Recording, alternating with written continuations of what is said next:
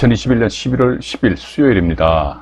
저희 실전 경매 라이브 방송 27강입니다. 이제 오늘이 그 선순위 가등기 있잖아요. 가등기에 돼가지고, 물론 이 편에서도 우리가 가등기 파트가 있는데, 아마 또 이 편에서 제가 가등기 말씀드릴 적에 지금 제가 말씀드렸던 내용이 중복이 될 수도 있습니다. 그럼 들어서 해봐가지고. 근데 아시는 분들은, 들어봤어. 그러면 안 들으면 됩니다. 간단합니다. 유튜브라는 것이 뭐 누가 강요하는 것도 아니기 때문에 맞지 않습니까? 그래서 내가 필요하면 듣는 것이지요. 근데 봐가지고, 내 들었다, 안다, 그러면, 시청하실 필요는 없지 않겠느냐, 그런 생각을 가진다는 것입니다. 그래서 일단 오늘은요, 선순위 가등기 이것만 알면 끝 했는데, 우리 기존에 공부했던 내용 아니십니까? 비록 선순위 가등기일지라도 어떤 권리가 있는데, 그 권리가, 허당인 게 있다. 그럼 그런 허당인 권리는 비록 살아있다 손치더라도 죽은 거나 목숨이 아니고 죽은 거나 마찬가지다. 그렇게 보시면 될 것 같아요. 자, 그렇다면 일단 말이죠. 제가, 이것도 아마 2편에서 나와 있는데, 이게 특히 우리가 선순위에 가등기라 했다면, 이게 정말로 여러분들, 정말로 진짜입니다. 조심하셔야 됩니다.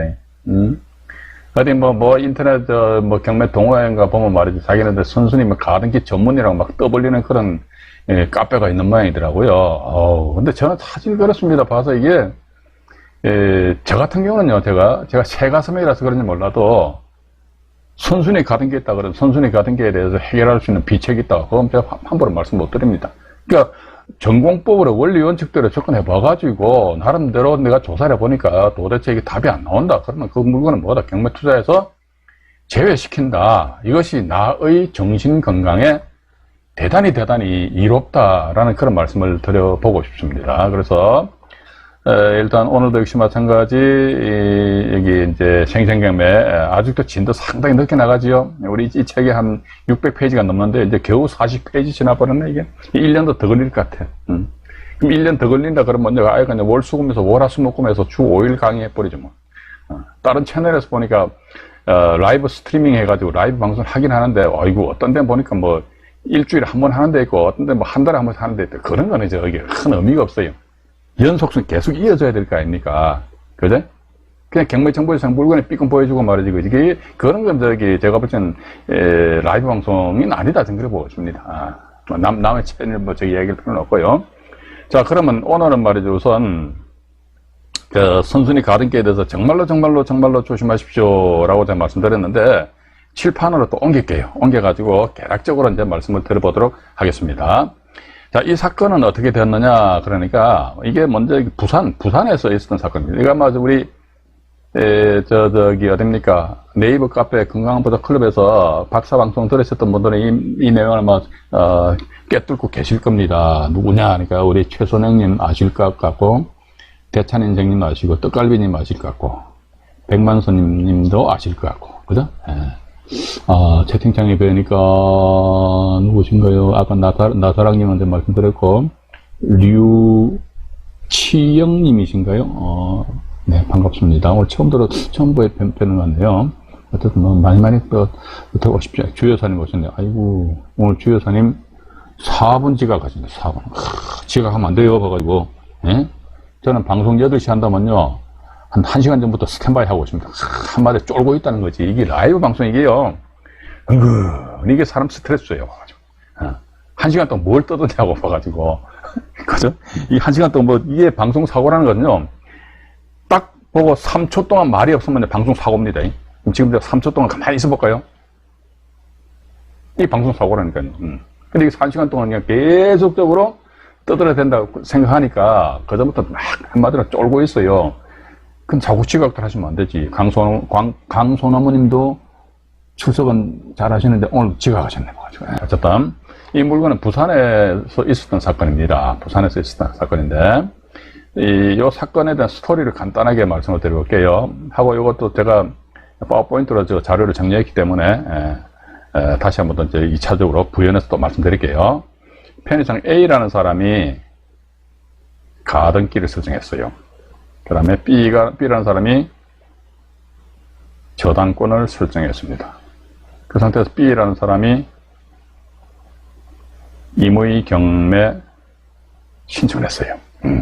임의 경매 신청하니까 이 사람이 법원에다가요, 자기는 저 담보가등기인데요? 그 담보가등기라고, 담보가등기를 신고한다는 것은 뭐죠? 이게 결국은 이 사람이 채권계산서를 법원에다 제출했다는 거 아닙니까? 그죠?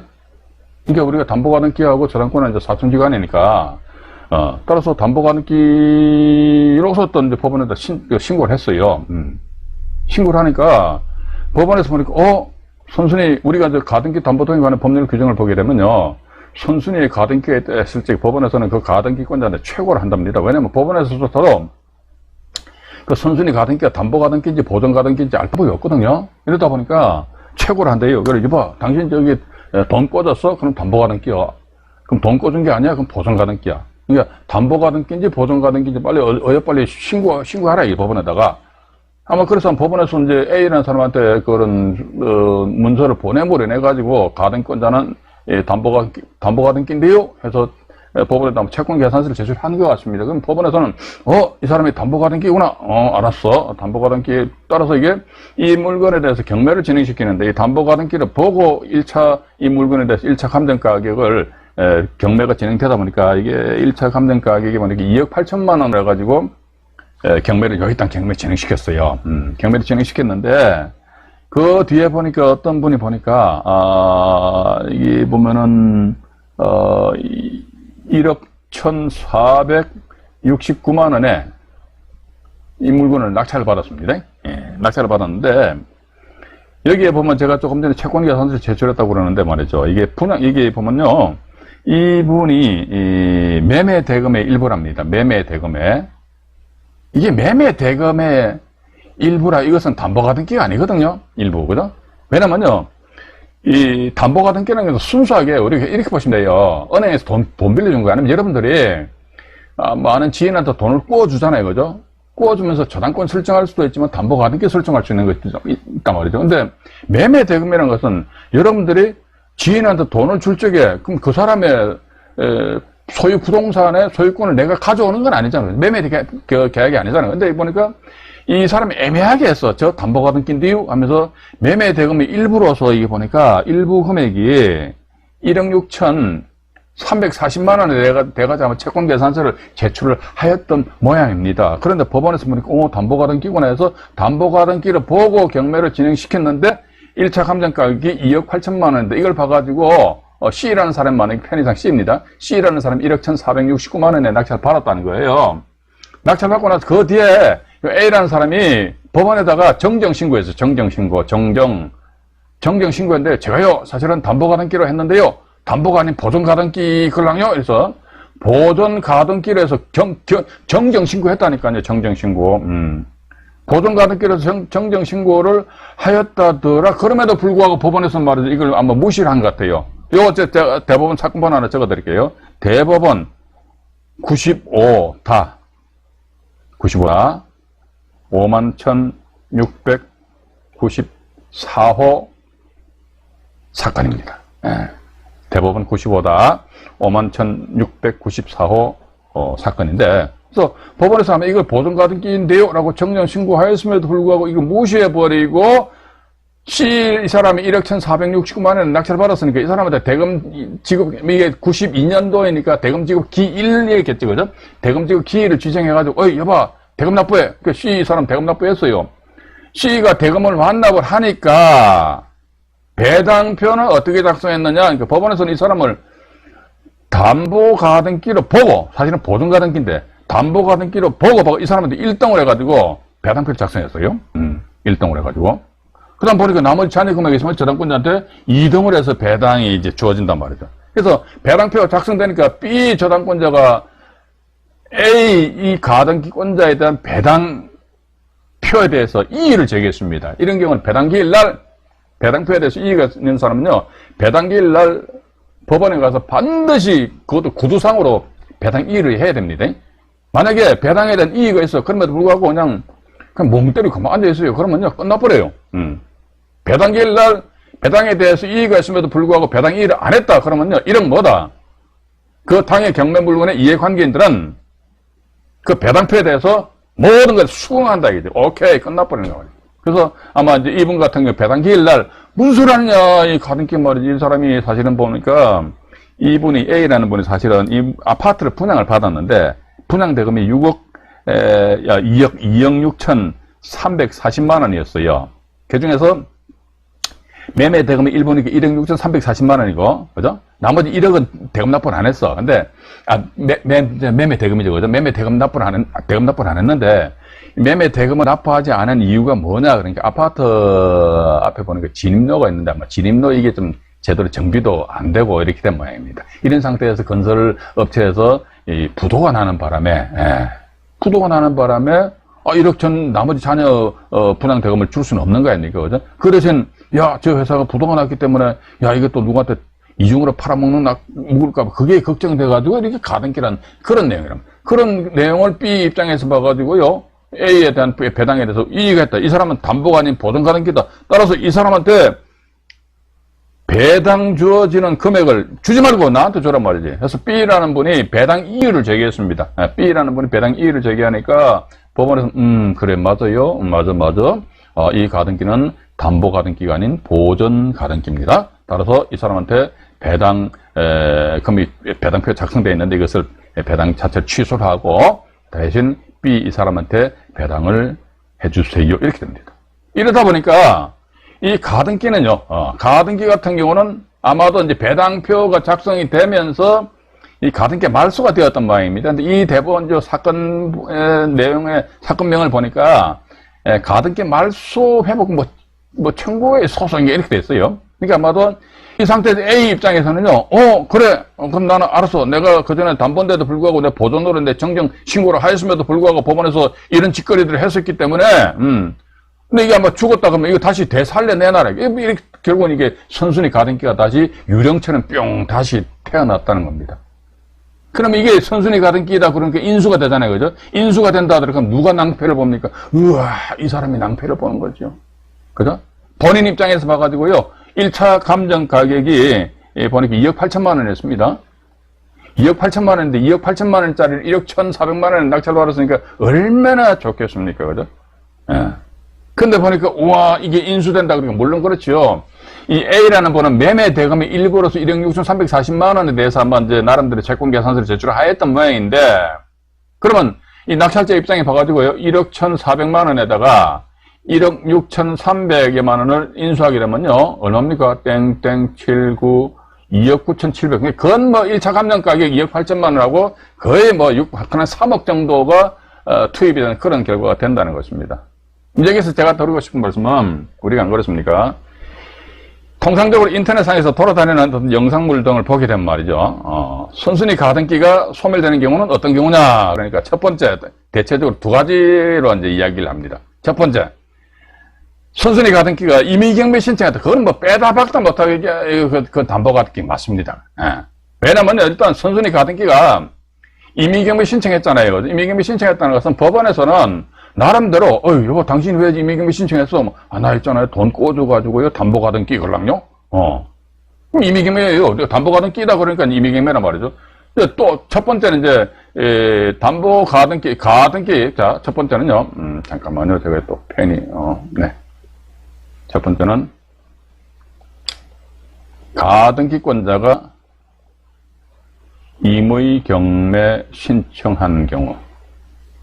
이거는 뭐 빼박입니다. 100% 이 가등기는 어떤 가등기가 임의경매 신청했다는 이때는 가등기 담보 등에 관한 법률 규정에 의해서 이 담보 가등기는 경매신 매각으로 꼴까닥 죽어버려요. 그래서 이건 소멸되는 데는 이게 이론의 여지가 없어요. 근데 두 번째 이런 이야기를 가다 어떤 분들은 하시더라고. 제3자가 경매 신청을 했단 말이죠. 경매 신청하니까 선순위에 가등기가 있잖아요. 가등기가 법원에다가 법원이 공고한 배당 요구 종기일 아니십니까? 법원이 공고한 배당 요구 종기일까지 채권 계산서를 제출하면은 이 담보 가등기는 이게 경매신 매각으로 소멸한대요. 이건 아니에요. 봐가지고 이런 거 모르는 게 제가 항상 제가 드리고 싶은 말씀 뭐냐면요.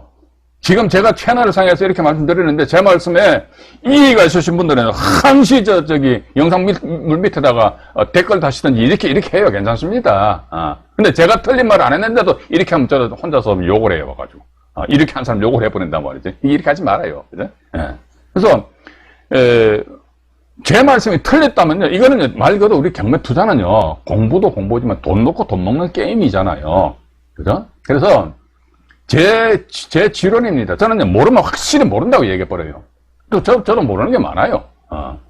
그래야지 그냥 막 구렁이 담는 거 하듯이 해가 말이지 누구 영상을 보고 막 뺏겨가지고 그건 절대로 안 된다 보십니다. 이게 왜 그러냐? 제가 조금 전에 그 부산 그 대법원 사건을 말씀 안 드렸습니까? 선순위에 가등기 있다, 이거 가등기 있고, 다른 뭐, 후순위 권리자, 제3자죠, 그죠? 저당권자 이 사람이 이렇게 임의경매 신청하니까, 이 사람이 봐가지고, 저기, 담보가등기 걸랑요? 담보가등기 걸랑요? 뭡니까? 이거 채권계산 제출한 거 아닙니까? 그죠? 그럼 채권계산 제출하면 무조건 뭐, 이 가등기가 무조건 담보가등기냐? 그건 아니죠, 봐가지고. 절대로 그건 아닙니다. 그래서, 여러분들 아십니까? 선순위에 가등기 있다 했을 때에는요, 첫 번째 같은 경우는 가등기권자가 임의경매 신청했다. 그러면 이게 소멸하는 거예요. 또 두 번째는 어떤 경우냐 그러니까 선순위 가등기가 소멸하는 경우는 소멸한다는 것은 이게 등기부등본상이 없어지는 것도 하나의 의미가 되는 것이고 그 소멸하는 의미가 되는 것입니다. 또는 두 번째 뭐다? 비록 등기부등본상에는 말소등기 안 된다 손치더라도 그 효력 자체는 소멸되는 거. 그러니까 여기 1번 같은 경우는 등기부등본상 완전히 100% 해가지고 말소돼 버려요. 근데 2번 같은 경우는 봐가지고 등기부등본 살아있어요. 살아있는데 그 효력은 없다는 것이죠. 어떤 경우 그러니까 이것도 지난 다른 영상에서 말씀드린 것 같습니다. 뭐냐면요, A가 가등기하고요, A가 자기 앞으로 소유권 이전 등기했습니다. 이때 기억나실 거예요. 뭐냐면 순위번호란이 같으냐 아니면 틀리냐. 순위번호란이 같다, 가등기가 본등기했다 그러면요, 순위번호란이 같습니다. 가등기에는 본등기 청구권. 지금 이 말씀에 대해서 궁금하신 분들은 제가 이 라이브 영상물을 다 안 보신 분들입니다. 그래서 대단히 죄송하지만요, 정말입니다. 제 말씀이 듣기 싫고 꼴보기 싫으시면 제가 이 방송 안 보셔도 되는데, 여러분들 진정 경매 투자를 통해서 부자 엄마, 부자 아빠 되시려고 그러면요, 그죠? 머릿속에 경매 지식을 꽉꽉 집어넣어야 돼요. 소위, 권리분석은 저리 가라 라고 이야기하는 분들 있잖아요. 저는 그런 분들 이야기 들으면요, 지 머릿속에 그런 그 지식이 안 들어있는 거야. 머릿속에 없어. 맹탕이야. 그냥 단지 빌라 몇 건 들어간 낙찰 받아보고 명도 몇 번 해보고 하니까 이게 경매 전부인 것처럼 이렇게 거들먹거리는 사람들이 있다니까요. 봐가지고. 근데 그런 걸 우리 일반인들이 그걸 잘 간파를 해야 될 거 아닙니까? 그죠? 그래서 일단은 정말로 내가 행복한 삶, 사람 사는 게 별거 있습니까? 봐가지고 금전적으로 조금 여유가 있고 나이 들어가지고 특히 남자분들 입장에서 봐가지고 삼식이 한다 하더라도 아무런 구박 안 받고 구박땡이 안 되는, 저는 구박땡이는 안 됩니다. 그래서 구박을 안 받는 그런 상황이 돼야 될 거 아닙니까? 그죠? 근데 괜히 엉뚱한데 제가 항상 이런 표현을 합니다. 이쪽이 이제 왼쪽 어깨입니다. 왼쪽 어깨가 가려우면 왼쪽을 이렇게 끌게 되죠, 그죠? 그런데 왼쪽이 가려운데, 가만히 보면 어떤 분들은 오른쪽 어깨를 디립다 긁어요. 그럼 오른쪽 어깨에 뭐가 납니까? 피보잖아요, 그죠? 그런 짝이라니까요. 근데 왜 자꾸 왼쪽이 가려운데 왜 오른쪽을 왜 걸냐 이거지? 머릿속에 등기 없으니까, 모르니까, 똥인지 된장인지 모르니까, 편지 앞으로 가면서 조금 이걸 좀 걸걸하게 얘기하려고 합니다. 그래서, 거기에 대해서 듣기 싫으신 분들도 댓글 다시면 됩니다. 댓글 다시가지고, 제가 봤을 때 그 댓글이 참 민망스럽다고 해서 제가 그 댓글 삭제해버립니다. 그래서, 자, 두 번째 보니까, 가등기가 있고 소유권이 있는데 이게 보니까 이게 뭡니까? 순위번호 란이 틀려요. 이때 봐가지고 이 사이에 아무것도 없다 그러면 이 가등기는 허당입니다. 허당. 그래서 우리는 소위 이제 경매 정보제에서 1차적인 필터링을 거쳐야 될 거 아닙니까? 부동산 맨날 제가 말씀드리잖아요. 부동산 껍데기 보지 말자 이거지. 물리적인 측면에 있어서 하자가 있다. 문이 고장났다. 수도가 고장났다면 그 업자도 불러가 수리하면 돼요. 그런데 그 부동산 그 자체에 대한 어떤 물리적인 하자가 아니고 권리관계상의 하자가 있다더라 그러면요. 그렇다고 제가 지금 권리분석을 전적으로 옹호하는 그런 입장은 아닙니다. 근데 기본적으로 권리분석 잡고 나서 그 다음에 짬뿌를 해서 물건 현장을 가서 보고 해야 되는 것인데, 대체적으로 보니까 솔직히 말씀드릴게요. 유튜브 상에 다른 채널도 보니까 거의 갖다 물건 자체 보고 현장 가서 보고 뭐 괜찮냐 안 괜찮냐 그런 얘기 하니까 물론 경매 좀 해보신 분들은 알아요. 그런데 초보분들 입장에서 봐가지고 지금 무슨 말인지 모른단 말이죠. 그런 측면에서 제가 항상 드리는 말씀이 정말로 여러분들 이제 스텝 바이 스텝을 해가지고요. 너무 급하게 서두르지 마시고 천천히 하시기 바랍니다. 자꾸 잔소리를 해서 대단히 죄송합니다. 이런 경우도 보면요. 요 가등기 하고 요 소유권 이전 요 사이에 아무런 뭐 어떤 권리 가압류나 저당권에는 권리가 없다더라 그러면요. 이게 나중에 어떤 그 경매를 통해서 소유권 넘어왔다 손치더라도 이게 분명히 선순위 가등기잖아요. 그죠? 그 선순위 가등기는요. 본등기 할 수 있어요. 근데 본등기 청구는 있다 없다 없어요. 이 건 같은 경우 지가 경매 신청했다는 게 본등기 청구는 있다 없다 없지요. 우리 요런 걸 잘 이제 노력이 좀 들어가야 되지 않겠느냐.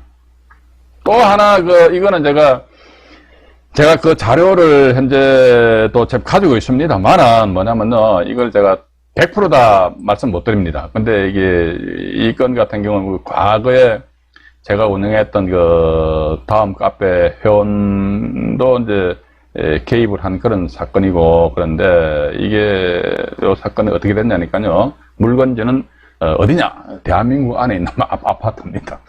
대한민국 안이라고 해야 될 거 아닙니까? 그죠? 어디라 콕 집어서 이야기하면 안 되잖아요. 아파트인데 보니까 그 물건에도 보니까 선순위에 가등기가 떡하니 버티고 앉았었어요. 근데 아마 그분이 보니까 저희 카페에서 그 당시 다음 카페죠. 거기서 활동하시다가 어느 날 보니까 300바지에 방구 씩 빠지듯이 말이지 그냥 카페 안 오시더라고. 뭐 원래 카페라는 게 안 그랬습니까? 본인이 필요하면 오시는 것이고 필요 없으면 안 와요. 그래서 저도 거의 별로 개의치 않습니다. 오든지 말든지 그런 생각하세요. 근데 어느 날 딱 보니까 제가 그 당시 카페를 운영하다 보니까 다른 카페에도 이제 가입했었는데 기웃거리다 보니까 보니까 이분이 이름이 거기 딱 표시가 되더라고요. 그 물건 보니까 선순위 가등기가 있는데 대한민국 안에 있는 아파트예요. 그것도 이 아파트 1층입니다. 1층인데 가등기인데 보니까 이게 그때 이게 가등기 이후에 무슨 가압류 이런 사람들이 본안 소송에 판결문 가지고 강제임에 신청했단 말이에요. 강제임에 신청하는 이 양반들이 4사람이 공동 투자했는데 4억 정도에서 낙찰받았어요. 그럼 인당 한 1억 정도 될 거 아닙니까? 이게 보니까 제가 알기로는요, 2014년도인가 2015년도 지금으로 한 5, 6년 전으로 알고 있습니다. 근데 봐가 4억에 낙찰받았는데, 그래서 이거 참 신기하다. 이거 가등기가 정말로 이게 허당인지 그걸 알 수 있는 방법이 있는가? 그런데 나중에 제가 이 물건 가지고 추적을 합니다. 어떻게 추적을 하느냐니까 분기에 한 번 정도 등기부등본을 발급받아 봐요. 이 건에 등기부등본 한 10통 이상 발급받았습니다. 그래가지고 나중에 최종적으로 보니까 가등기권자 이 사람이 나중에 보니까 또 본등기병 해버렸어요. 본등기 쓰리는 어때? 가등기 한 날 뿅 소급해버립니다. 그럼 이 사람도 일단 허당될 거 아닙니까? 그죠? 물론 그렇죠. 이게 뒷 이면에서는 다시 4억이라는 돈을 이분들이 다시 회수했는지 그건 제가 모르겠어요. 왜냐면 그분하고 제 연락이 안 되니까.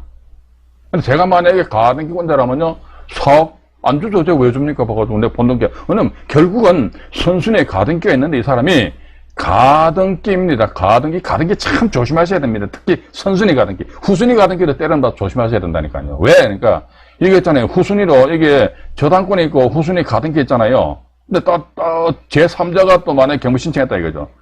그러면 저당권 뒤에 가등기는 죽잖아요. 이게 죽여버리면 어떻게 됩니까? 안 죽잖아요. 그죠? 가등기보다 먼저 앞서 저당권이 있었는데 경매 절차 상에서 낙찰자가 대금 납부하기 전까지 어떻게 이게 없어도 보면 소위 대입변자다. 대입변자하게 되면 이 가등기는 갑자기 후순위 가등기에서 선순위 가등기 뿅 다시 돌변해 버리잖아요. 그럼 낙찰자가 완전히 낭패를 볼 수 있다는 것이죠. 그죠? 그래서 이게 이런 부분도 이제 없지 않아 있을 수 있기 때문에 우리는 항상 가등기에 있다 했을 때 선순위인데 이게 이놈이 진짜 담보 가등기인지 보증 가등기인지 확실하게 조사 분석이 안 된다. 그러면 하지 마세요. 저는 안 하는 게 좋은 것 같습니다. 그러니까 정말 제일 확실한 게 뭐냐 이제 조금 전에 말씀드렸습니다만은 선순위 가등기권자가 임의 경매 신청했다. 그러면 이건 법원에서도 뭡니까? 임의 경매 신청하면은 경매 신청 서류를 나름대로 경매 집행 부문에서는 찬찬히 볼 거 아닙니까? 이거 보니까 담보 가등기구나. 이렇게 판단을 할 수 있다 이거죠. 아까 저 대법원 사건 그것처럼 말이죠. 부산에서 있었던 사건인데, 낙찰자 입장에서는 보면은 어쨌든 봐가지고, 법원에서는 이 가등기, 선순위 가등기를 소멸하는 것으로 보고, 소멸한다니까 결국은 담보 가등기로 보고 경매를 진행시켰다. 아마 이런 경우는 분명히 매각 물건 명세상에도 보면은 담보 가등기를 표시되어 있었을 겁니다. 그런데 보니까 나중에 담보 가등기가 아닌 보전 가등기로 돌변했다 하더라고요. 그럼 낙찰자 입장에서는요, 국가기관인 법원을 상대로 해서 손해배상 청구 소송 제가 보는 관점에서는 가능하다고 보고 있습니다. 왜? 당신들이 잘못 작성했지 않느냐. 경매 절차가 뭡니까? 그냥, 채권자로부터 경매 진행했다는 경매 수수료만 받아 쳐드시고, 그죠? 받아 쳐드시고 그냥 자기네들 책임지는 건 책임 안 집니까? 그건 아니잖아요. 그죠? 당신들 분명히 선순위 가등기 했는데 가등기 담보 가등기를 했지 않냐? 나도 보니까 나도 담보 가등기를 알고 내가 받았다 이거지. 근데 나중에 보니까 담보가 아니라 보전이다 이거지. 그럼 내가 최소한 1억 원 이상 손해를 봤다. 누구 때문에 손해봤다? 너 때문에 손해봤다. 너님 때문에. 그죠? 당신들 때문에 내가 1억을 손해봤기 때문에 손해배상 해내놔라. 라고 청구할 수 있을 것 같아요. 그런데 과연 그게, 대법원까지 올라갔을 때에는 대법원에서는 어떤 식으로 판단을 낼 것인지, 그건 아마 제가 지난 다른 영상에서도 보면 선순위 전세권이 8천만 원짜리 있었는데, 그 8천만 원 전세권 이 사람이 채권 계산서를 제출 안 했습니다. 그럼 전세권 인수하거든요. 그런데 전세권 인수한다는 사실그 자체를 매각 물건 명세상에 표시를 하지 않았다 이거지요. 그걸 빌미로 해가지고 낙찰자가 8천만 원 인수해야 되기 때문에 국가기관 당신들 잘못했다 이거지. 매각 물건 명세서 잘못 작성했다 이거죠. 그래서 손배 소송 제기하니까 최종적인 판결은 어떻게 났냐 그러니까 그래 당신이 손해본 금액에 있어서 20%만 배상을 해줘라 이게. 8천만 원, 이 대법원 판결입니다. 8천만 원에서 20% 같으면 얼마입니까? 1,600만 원이죠. 엄마야, 봐가지고. 변호사 수임료도 안 나와요, 봐가지고. 그럼 좋습니다. 부산건 같은 경우 1억 손해봤다, 이거지. 소송 제기했어요. 그럼 20%만, 네가 보전해줄게. 어이구, 8천만 원 마이너스, 아이고, 경매 투자해가지고 8천만 원 벌기 쉽습니까? 어렵습니까? 어려워요. 옛날이나 지금이나 마찬가지입니다. 어렵습니다. 어떤 분들은 봐가 3천만 원, 4천만 원 가지고 매덕을 번다고 이런 영상물에서 한마디를 썰을 풀고 앉아있더라고. 저는 그게 정말 이해가 안 가요, 제가. 물론 이제 그렇게 하게 되면은 그런 분들은 분명히 어떤 아마 컨설팅업을 하시거나 아니면은 자기네 어떤 다른 어떤 제가 왜 이렇게 말씀드리냐면은 유튜브 상에서 이 영상물이 공짜니까 그냥 이것저것 보시고 그냥 그런데 휘둘리지 마시라고 제가 말씀드리는 거예요. 세상 공짜는 없습니다. 한번 생각을 해보시라고 5천만 원 투자해가지고 말이지 3억 4억 본다? 그런 게 있을 수 있겠습니까? 그런 게 있을 수 있다면요. 제가 단언컨대 제 유튜브 채널 제가 문 닫아버려요. 저도 제가 직접 그거 해버리죠. 5천만 원 가지고 하니까 매덕 나오잖아요. 그죠? 그래서 그건 현실적으로는 그렇게 있을 수는 없다. 물론 그렇습니다. 봐가지고 건물만 경매 나온 게 토지만 경매 나온 거야 뭐 이랬어요. 그것도 제가 우리가 지금 또 다음 회차 때 보면 그거 나와요. 봐가지고 선순위 지상권 또는 이제 후순위 가처분 등기, 후순위 가처분 등기 같은 경우 법정 지상권 관련된 것이거든요. 예. 이걸 다 말씀드릴게요. 말씀드리는데, 실질적으로는 그분들이 그렇게 이야기하는 것처럼 그렇게 수익 실현이 그렇게 말 그대로 쌈박하게 되는 건 잘 없어요, 없어. 제가 참 외람됩니다만, 이 바닥에 경무 바닥 아닙니까? 30년 이상 뒹구는 사람입니다. 대충 보면 알아요, 봐가지고. 저건 기다, 아니다, 안단 말이죠, 그죠? 예.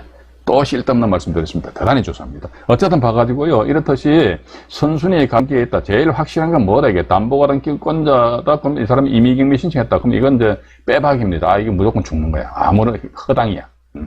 또 두 번째 보니까 아까 말씀드렸죠. 가등기가 있고 소유권 이전했는데, 어떤 순위번호란이 틀린데 이 사이 아무런 어떤 권리가 없어요.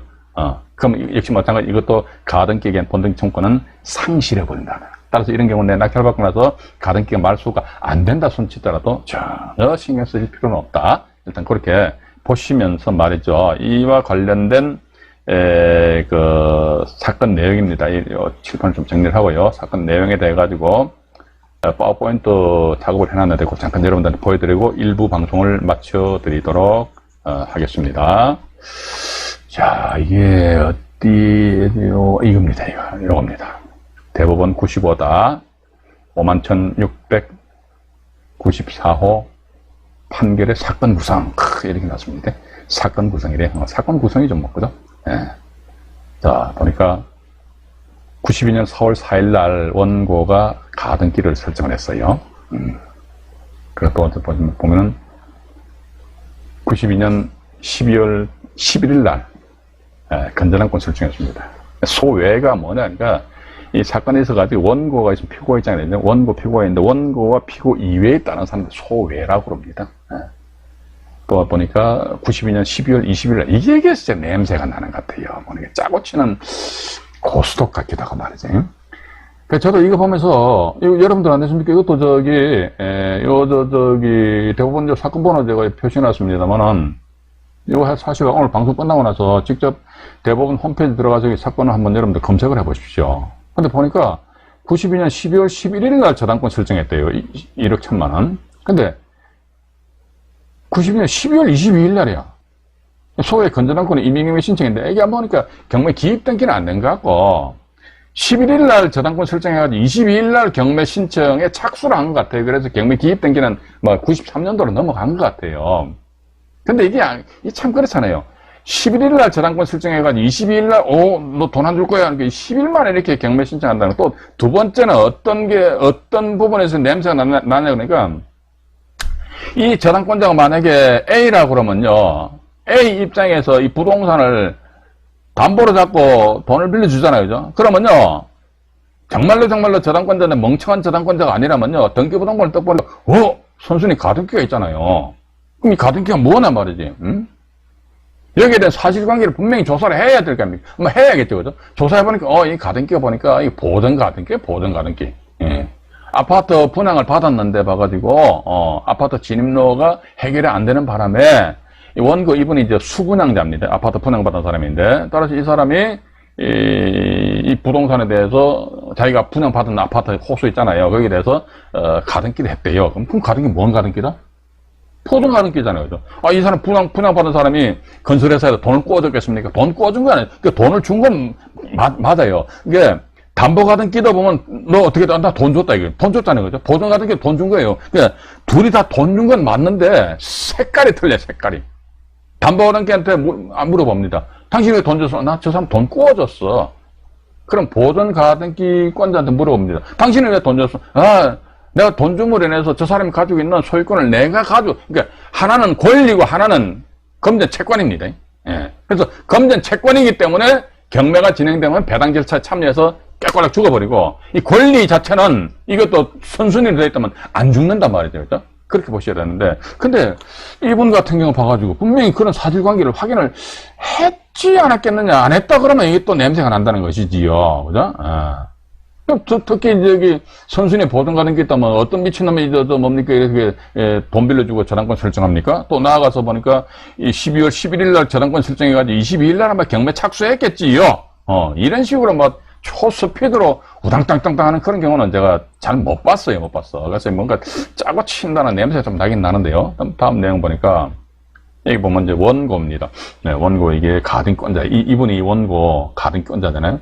매매 대금이 일부니까 원래 매매 대금액이 분양 대금이죠. 2억 6,340만 원이었습니다. 그래서 보니까 1억 6,340만 원을 준 것 같아요. 나머지 1억을 못 줬고, 근데 보니까 이 저당권자 경매 신청하니까 그래서 보니까 매매 대금의 일부인 1억 6,340만 원에 대해서 담보가등기로 법원에다가 신고했대요. 분양 대금 2억 6,340만 원 나와 있잖아요, 그죠? 저요 담보가등기인데요. 그러니까 담보가등기를 집행부분에 신고했다. 그럼 담보가등기다. 그럼 뭡니까? 이게 가등기 담보등에 관한 법률 규정을 보게 되면요, 또 담보가등기요. 그럼 채권계산서 제출해라. 이렇게 규정이 나와 있어요. 담보가등기를 신고했다는 건 뭡니까? 채권계산서를 제출했다. 우리 그렇게 이제 보시면 될 거 아닙니까? 그죠? 또 다음 사례를 보시죠. 94년 8월 20일 날 피고가 이분이 이제 1억 1,469만 원 낙찰받아서 1차가 2억 8천만 원인데 싸게 받긴 받았잖아요. 그죠? 받았는데, 다음 페이지 또 넘어가 보니까, 여기 보시게 되면, 93년도죠, 그죠? 9월 13일하고, 같은 달이니까 9월 24일 날입니다. 원고가 가등기권자거든요. 제가요, 그 전에 담보가등기로 신고했는데요. 사실은 담보가등기가 아니고요. 보존가등기 걸랑요, 그죠? 그래서 보존가등기로 집행법원에 정정신고. 이 내용은요, 대법원 판결문 안에 있는 거 그대로 제가 다 카피했던 겁니다. 제가 어떻게 인위적으로 소설을 쓸 수가 없어요. 소설 좀 큰일 납니다. 큰일 나. 이 상태에서 보니까 그럼에도 불구하고 이렇게 나오잖아요. 보십시오. 93년 9월 13일 날 정정 신고해서 근데 법원에서는요, 집행법원에서는 9월 14일 날 피고가 낙찰자입니다. 이분이 피고 낙찰자잖아요, 낙찰자, 그죠? 예, 낙찰자로부터 매각 대금을 납입받고 원고에게 1억 300여만 원의 배당표를 작성했대요. 그러니까 이제 소외 저당권자 발끈하는 거예요. 배당이익 소송 제기했다 이게 왜 이거? 문서라는 게 선순위 가등기 쟤는 말이지 수분양자라서 계약금하고 중도금 넣었는데 잔금을 한 1억 정도 남았는데 잔금 납부하려고 떡 폼 잡다 보니까 아파트 진입는 문제가 해결되지 않은 상태에서 건설업체가 부도가 났다 이거지. 그럼 내가 돈 못 준다 이거지. 해결해내놔라. 이런 측면이면 그 담보가등기 아니면 보존가등기다. 왜 이 사람한테 1억 300 주냐 이거지. 웃기는 소리 하지 말아야 해서. 그래서 배당이 소송하니까 소송 결과 원고면 가등권자입니다. 원고의 가등기는 담보가등기가 아니기에 이렇게 나와있죠. 그죠? 원고에 대한 배당을 취소하고 소외인에게 1억 원이, 그러니까 원고, 가등권자한테 배당되었던 금액이 이제 저당권자한테로 이제 넘어온다는 것입니다. 그 저는 제가 볼 때는 조금 냄새가 나는 듯한 것 같습니다. 그러기 때문에 저는 이런 말씀 드리고 싶어요. 우리가, 좋습니다. 선순위 가등기 내가 조사를 해보니까 이게, 완전히 담보가등기야. 내 낙찰 받았어요. 받고 나서 보니까, 뭐가 좀 이상해. 그러면 그 중간중간에 나름대로 어떤, 법원 문건 접수 얘기라든지, 그걸 천천히 한번, 둘러보고 또 하나 더 뭐냐면요. 가장 확실한 것은 선순위 가등기에 있잖아요. 보니까 내가 조사할 때 보니까 담보가등기 같더라. 근데 낙찰 받았다 이거죠. 받고 나서 또 법원에서 조사도 보니까 만약에 이게 보존가등기다 그러면요. 보존가등기는 때로는 매수인이 인수할 수 있음 이런 식으로 해서 매각 물건 명시성이 표시가 될 수 있거든요. 근데 그런 문구도 없는 상태에서 낙찰 받고 나서 딱 보니까 담보가등기인 줄 알고 받았는데 보존가등기다. 그럼 어떡합니까? 봐가지고 법원에서 작성한 매각 물건 명시서 작성에 엄청 실히 중대한 하자다 해가지고 매각 불허가 신청 또는 매각 허가 결정에 대한 취소 신청, 매매 계약의 해지 및 경매 대금의 반환 청구 이런 그 경매 절차상에 있어 가지고 시효에 적절하게 필요한 그 조치를 취해야지만 내가 당하지 않는다. 이런 말씀을 드려보고 싶습니다. 이게 해가지고요.